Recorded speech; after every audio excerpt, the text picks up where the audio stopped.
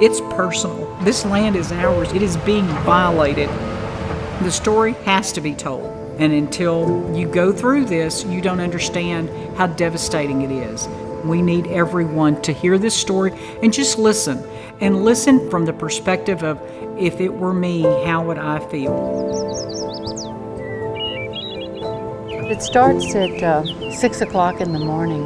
All these trucks start rolling in. I mean, as many as 16 to 20 trucks. They just come onto your property. We don't want them here. They've invaded our privacy, and they're here on Sunday of all days. Not even a break. It's hard to control your anger when people are tearing up your property. We just really felt like this was the place that we were meant to retire. Ruining the land, ruining my dream, it's devastating. Kinder Morgan, in my opinion, don't care. I'm disturbed that they would take a 42-inch pipeline through this kind of country, because you destroy lives, you destroy land. I'll never get the trees back. I am never made whole on what they're going to damage on our property. And it's not just the dollar value, it is what it does to you emotionally to see your property destroyed, to have to live with the construction of them working 7 days a week. It makes me sick and it makes me angry. The big problem arises when any oil and gas pipeline can pull out some regs passed by the Texas Congress, and Kinder Morgan can come in here and say, we have a right to put this pipe wherever we want to because we're going to claim eminent domain. Now, it's not a public utility. That's a publicly traded corporation seizing our land. They stopped the sale of this ranch and cost me $3.5 million. They dug the river out, they put in a wood bridge. It's been a total disaster. Their power to do what they've done and how they've done it, that should not be right. There should be some type of law to protect the landowner. I have lived here over 40 years and they took it away from me. There will be a special place in hell for everybody at Kinder Morgan that has tried to roll over us and negate our feelings and negate the pride that we have for the hill country. There's just dust everywhere. It'll just never be the same, which is very sad.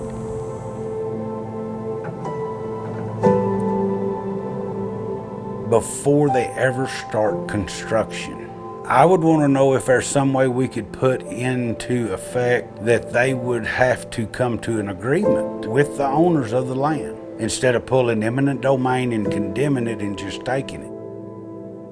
We've all paid our taxes, we've worked hard, we've all played by all the rules. You know, we abide by all of them. And why is it that a commercial company, a powerful, rich company, can come in Texas and there are no rules? Even our utility companies, electric company, they all have to abide by regulations to put in a highway. Kinder Morgan is not abiding by any regulations.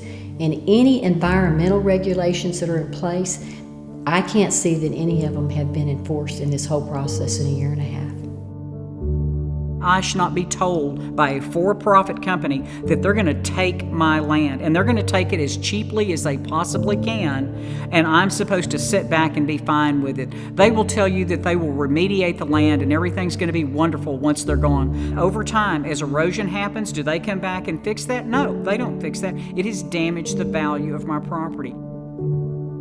I no longer have privacy. I no longer own the four corners. This is not what people fought and died for, to create this state for some entity to come through, a for-profit entity that is selling this gas overseas. They will tell you that it's for the greater good.